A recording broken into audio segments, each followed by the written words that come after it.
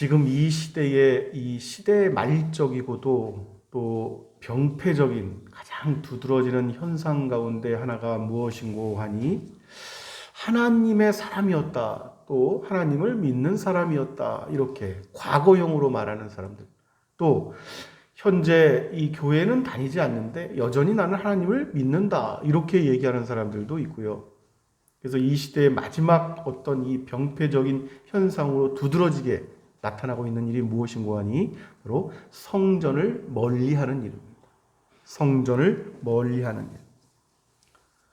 이런저런 다양한 이유들이 있어요. 들어보면은 이 핑계 없는 무덤이 없잖아요. 많은 사람들이 잠들어 있는데 이 사람들이 그 무덤에 잠들기까지는 여러 사연과 이유가 있단 말이죠. 그러한 것처럼 여러분, 사람이 많고 다양하다 보니까 성전을 멀리하는 이유도 정말 제각각이고 정말 다양합니다. 정말 다양해요. 특별히 비단 우리 교회의 문제뿐만이 아니라 이 청년들의 문제는 이 마지막 시대에 이 목회자들로 하여금 가장 큰 고민을 안겨주는 그러한 문제이기도 합니다. 굉장히 심각한 그러한 상황 가운데 놓여 있다. 우리가 늘 시대 말적인 것을 떠나서 어떤 교회의 어떤 이 악한 어떤 그러한 현상들, 어떤 병폐적인 문제들이 나타날 때는 어떻게 해야 되냐면 다시 이전으로 돌아가야 됩니다. 다시 이전의 믿음의 선진들이 걸었던 그 길을 다시 한번 돌아보고 기독교의 역사가 어떻게 흘러왔는지 다시 한번 돌이키는 일들이 필요하다 하는 것이죠. 이게 하나님의 사람들이 누구인가 하는 거예요, 여러분. 늘 이것이 가장 중요합니다. 하나님의 사람들이란 그 정의 가운데는 하나님의 거룩한 성전을 사모하는 사람들. 할렐루야. 이 하나님의 사람들이 그래요. 하나님의 사람들. 여기에 무슨 특별한 이유가 있냔 말이죠. 지금 어떤 특별한 이유들을 대야 돼요. 성전을 사모하는 마음이 있습니다. 이렇게 얘기할 때 거기에 어떤 이유가 있어야 되겠습니까? 가장 단순한 거 아니겠습니까? 나는 내가 섬기는 나의 하나님을 사랑하기 때문에 그렇습니다. 할렐루야. 성전을 사랑하는 이유가 바로 그 이유예요. 내가 사랑하는 하나님, 내가 하나님을 사랑하니 내가 성전을 사모합니다.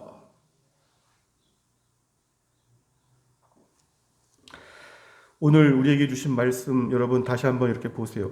이 3절 이하를 보면 이렇게 하나님 앞에서 고백을 합니다. 만군의 여호와여, 주의 제단에서 참새도 제 집으로 얻고 제비도 새끼둘 보금자리를 얻었나이다.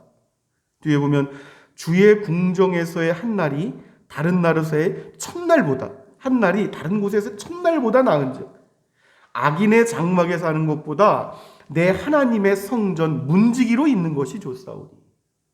아멘. 우리가 이 깊이 생각해봐요. 이 하나님의 사람들이라는 것은 무엇이냐면은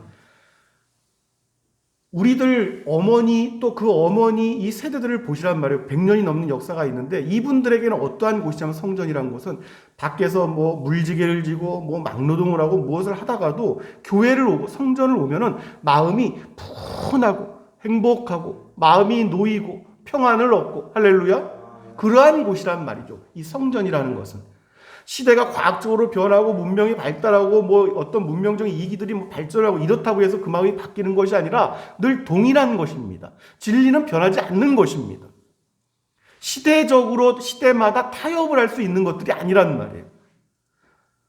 이 시대의 말적인 특징은 자꾸 이러한 것들을 타협하려고 듭니다. 타협하려고 들어요. 그 바탕에는 이 육신의 것들과 관련이 있단 말이죠. 이 육신의 것들. 육신의 소욕을 만족시키려면 영적인 것들을 포기하거나 영적인 것들에서 멀어지는 어떤 합당한 이유들을 자꾸 만들어내는 거예요. 그러한 서적들이 기독교 서점을 가도 여러분 아주 지금은 많이 나오고 있습니다. 큰 문제입니다. 큰 문제예요. 성전을 자꾸 멀리해도 되는 이유에 대한 것들을 만들어내고 있어요. 사람들이. 가공을 하고 덧붙이고.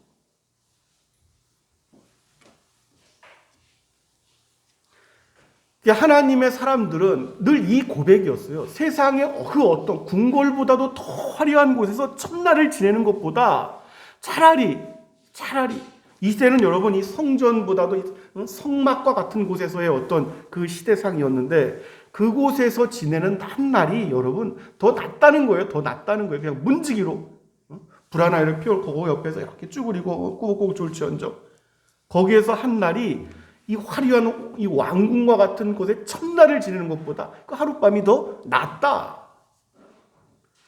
이것이 이제 우리 믿음의 선진들의 공통된 증언이요, 신앙의 간증이요, 또한 고백이었던 것입니다. 성전의 문지기로만 지낼 수 있다면 세상에서 그것도 한 것보다 낫다. 그것이 다 할 수 없는 복이다. 이렇게 여겼던 거예요. 그러니까 성전을 가까이 할 수 없다. 내가 성전에 갈 수 없는 상황이 됐다. 그 환경이 됐다. 이렇게 되는 것은 여러분 오늘 이 말씀에 나온 것처럼 이 성전의 둥지를 튼 제비 새끼나 이 참새보다도 못한 신세다.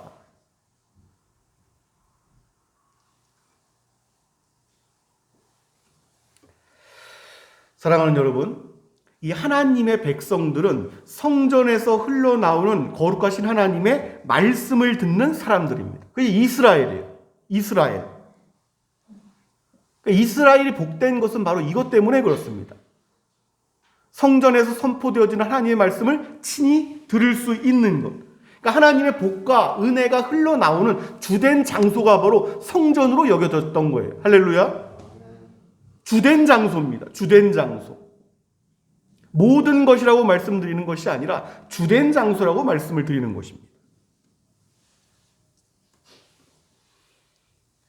이 일들을 여러분 우리 후세대들에게 자주 가르쳐야 됩니다. 이것을 가르치지 않는 것이 너무도 큰 문제예요. 교회에서도 또 신앙을 먼저 깨닫고 그 신앙을 따라 살려는 부모들이 이 자식들에게 먼저 이것을 가르쳐야 됩니다. 성전을 가까이 해야 되는 이유를 가르쳐야만 되는 거예요. 하나님의 성전을 그냥 멀리해도 네가 바쁘고 다른 어떤 일들이 있어서 하나님의 성전을 멀리하는 것 이것 자체를 여러분 알게 하지 않으면 그들의 영혼에게는 여러분 말로 할 수 없는 재앙이 되는 거예요. 훗날. 정말 이것을 깨닫는다면 자신의 후손들이 그러한 어떤 재앙을 당하는 것을 허락하지 않을 거란 말이죠. 깨닫지 못하니까 말을 하지 않는 거예요. 말로 다 할 수 없는 재앙이 기다리고 있다. 영원이 달려있단 말이에요. 영원.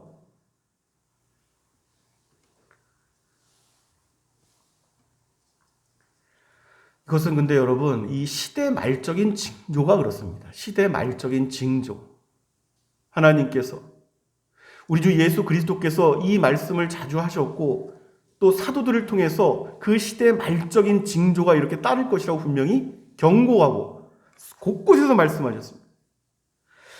히브리서 10장 25절 말씀을 보면은 그때 여러분 모이기를 패하는 어떤 사람들의 습관과 같이 하지 말고 오직 권하여 그날이 가까움을 볼수록 더욱 그리하자. 아멘. 자꾸 패하자는 분위기 쪽으로 흘러간단 말이에요. 시대 말적인 징조가. 인터넷으로 예배를 드리자고 하는 게 요즘에는 여러분 그냥 이 코로나19가 끝나도 정신 나간 사람들입니다. 분명히 말씀드리지만. 이 땅에서 육신, 이 약하고 병들고 오염된 육신을 입고 있다는 의미가 무엇인지를 제대로 깨닫지 못하니까 그런 말들을 하는 거예요.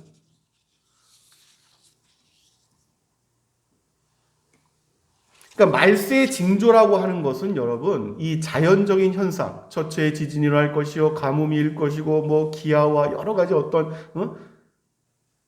악한 질병과 이것이 팬데믹처럼 전 세계를 뭐 휩쓸 것이고 이러한 어떤 징조들, 자연적인 현상의 징조들도 경고를 하였지만은 영적인 현상으로는 어떤 현상이 나타나냐면 곳곳에서 모이기를 패하고 성전을 멀리하는 일들, 이러한 분위기가 점차 형성이 될 것이다. 어떻게 되겠어요? 성전을 향한 어떤 그 예배, 하나님께서 기뻐하시는 그 예배는 점차 그 힘을 잃어갈 것이다. 이것이 우선적으로 나타났던 것이 지금 한국교회에 앞서서 유럽에서 먼저 그러한 일들이 지금 나타났고 이미 오래되었습니다. 유럽과 미국의 곳곳에서 여러분 이미 나이 지긋한 이들만이 자신의 그 신앙을 붙들고 지키면서 그 예배 자리에 있고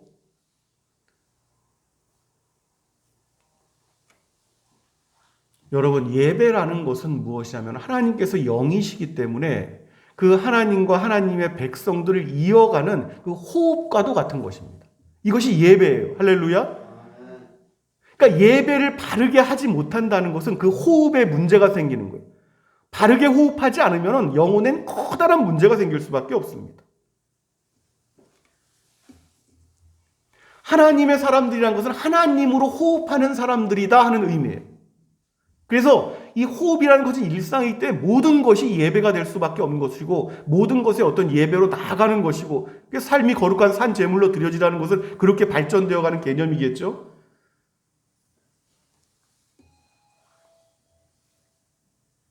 그러니까 성전에 거하는 것 자체를 즐거워하는 사람들, 그 자체가 복입니다. 하나님의 아들, 딸들은 그냥 성전에 거하는 것 그 자체가 복이에요. 그 자체가 복입니다. 그 자체적으로 누릴 수 있는 것들이 너무 많이 있고 말로 다 할 수 없는 어떤 신령한 것들이 있단 말이죠. 그 예비된 복도 있을 것이고. 오늘 주신 말씀 4절, 5절 말씀을 보면은 여러분 주의 집에 함께 봉독하죠. 4절, 5절 주의 집에 사는 시작. 주의 집에 사는 자들은 복이 있나니 그들이 항상 주를 찬송하리이다. 주께 힘을 얻고 그 마음에 시온의 대로가 있는 자는 복이 있나이다. 아멘. 아멘. 여러분, 이 시대를 이 마지막 시대를 잘 보셔야 됩니다. 여러분, 깨어 있어야 돼요. 늘 마지막 시대를 기억해야 됩니다. 성경에 보면 마지막 시대인 것을 상정하는 시대들이 많이 있어요. 하나님께서 아브라함의 시대에 소돔과 고모라를 멸하셨습니다. 그때 하나님께서 소돔과 고모라를 멸망시키시기 전에 의인 10명을 찾으셨습니다. 시대적인 개념으로는 그때가 마지막 시대였는데 의인 10명을 찾으셨어요. 그 의인 10명을 찾지 못해서 소돔과 고모라가 멸망을 당했습니다. 여러분. 그 마지막 시대는 늘 그렇단 말이에요. 마지막 시대는 하나님께서 찾으시는 사람이 드물어요. 하나님께서 원하시는 사람들이 드뭅니다. 다 집단 군중으로 따라가는 거예요. 이런저런 이유들을 대가면서.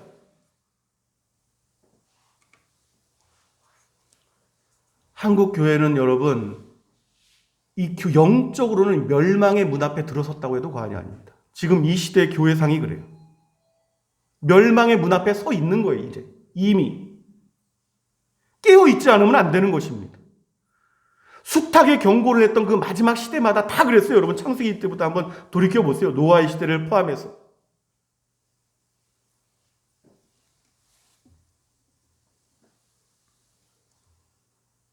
한 사람부터가 임계점입니다. 임계점. 임계점에 서 있는 거예요. 임계점 아시죠 여러분? 임계점? 넘지 말아야 어떤 이 경계선이 있어요 여러분. 동물의 왕국을 보면 사자가 이렇게 초식 동물을 딱 임팔라나 뭐 이렇게 노리고 있는데 이 사자가 어느 이 선까지 이렇게 다가가기 전에 도망가지 않습니다. 근데 딱 어떤 정해진 선이 있어요. 이 선을 넘는 순간, 발을 넘어서는 순간에 후다닥 도망간단 말이죠. 그 무너지지 않는, 보이지 않는 경계선이 있어요. 그걸 임계점이라고 하는데 쉽게 얘기하면 그런 뜻이에요. 임계점은. 이 임계점에 서 있단 말이에요. 이 한국 교회가 지금.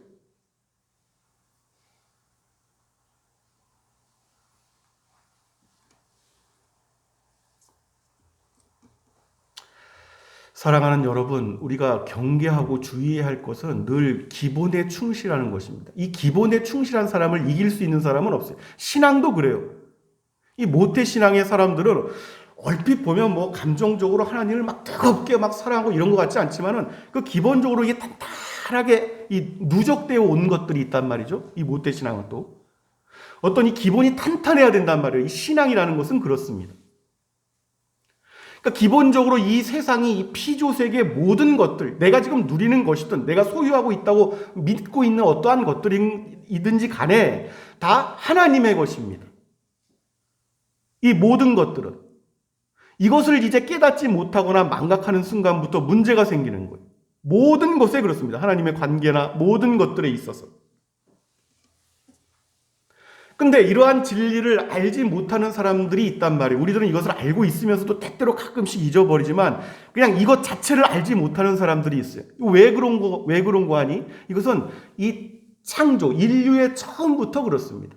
이 거짓의 아비, 거짓의 압이라고 일컬어진 이 사탄이 인류의 첫 조상을 속였던 것처럼 지금 이 시대의 마지막까지 지속적으로 사람을 속이고 있는 거예요. 마치 자신이 피조세계의 왕인 것처럼 세상의 왕으로 군림을 하고 실제로 그렇게 또 역사를 합니다. 거짓 역사지만 그러한 역사를 하는 거예요. 그래서 곳곳에 전 세계에 사탄을 숭배하는 많은 젊은이들이 있습니다. 음악을 통해서도 그렇고, 여러분, 특히 락 음악 같은 경우에는 여러분 그 무대에다가 그 본격적인 이 콘서트를 하기 전에 피를 뿌립니다. 짐승을 잡아 죽인 피를 뿌려요. 무대에다가. 그 피에 젊은이들이 또 열광을 합니다. 무슨 짓인지를 깨닫지 못하는 거예요. 무슨 짓인지를 여러분. 그냥 그 강렬한 비트에 맞춰서 그냥 그거에 몸을 맡기고 이 정신은 없는 거예요. 정신이 없는 거예요. 마치 무슨 약물에 취한 것처럼.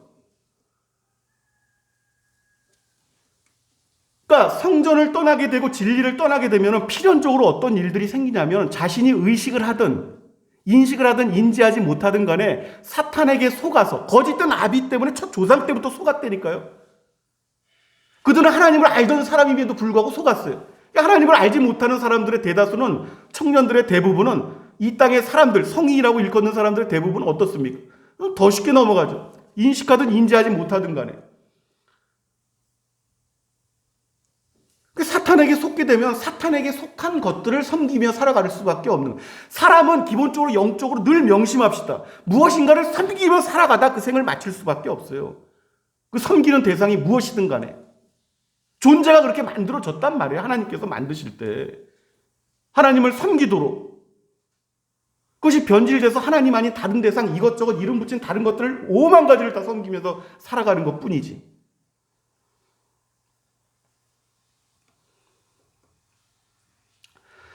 다시 한번 분명히 우리가 주의를 깊고 눈을 부릅뜨고 한번 살펴보시길 바랍니다. 시대의 마지막으로 치달아 갈수록 성전을 멀리하는 사람들은 갈수록 많아질 것이고 그러한 여론은 갈수록 더욱더 힘을 얻게 될 것이고 교회를 멸시하고 우습게 조롱하는 사람들은 더더욱 많아질 것이고 때문에 하나님께서 이 피조세계의 실제적인 왕으로 다시 오실 그날에는 재림하시는 그때에는 정말로 신령과 진정으로 하나님을 섬기는 믿음의 사람들 쉽게 만날 수가 없단 말이에요. 믿는 자들을 보겠느냐 하는 말씀입니다. 그래서 성경은 끝없이 우리에게 깨어있으라. 너희가 깨어있으라. 그날이 가까워오리라. 깨어있으라 말씀하시는 것입니다.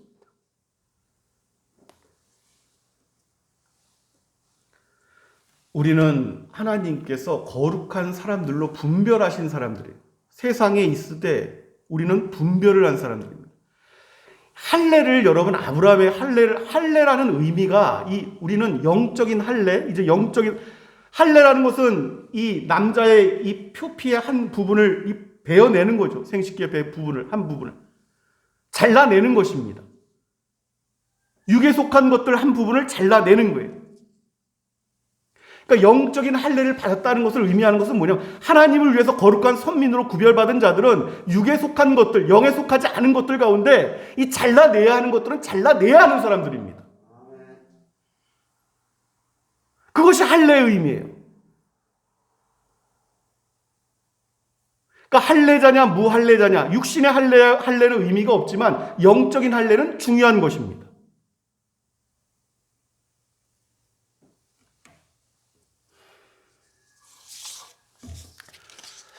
거룩한 사람들은 거룩한 말씀을 따라 살아가는 사람들을 의미합니다.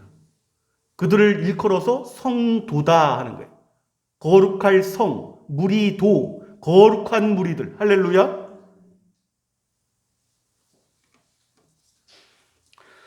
사랑하는 북의 장로교회 성도 여러분, 세상은 다시 한번 종말론적으로 말씀드리지만 그들은 그들이 가야 할 곳으로 갈 것이고 저와 여러분들은 우리가 가야 할 곳으로 돌아가게 될 것입니다. 이 모든 것들은 물론 하나님의 은혜인 것이고요. 할렐루야. 늘 세상의 끝자락에 있다는 것을 잊어버리지 맙시다. 지난주에 이어서 이 성전을 자꾸 강조할 수밖에 없는데 마지막 시대이기 때문에 그래요. 자꾸 마음 가운데 울림이 그렇습니다. 세상에서 온갖 소리들이 들려지겠고 또 주일 한 주일 늘 세상의 소리들을 귀에 듣겠지만 마음 가운데 늘 성전에서 선포되어지는 말씀을 꿀송이보다 더 달게 사모하는 그런 은혜가 있으시길 바랍니다.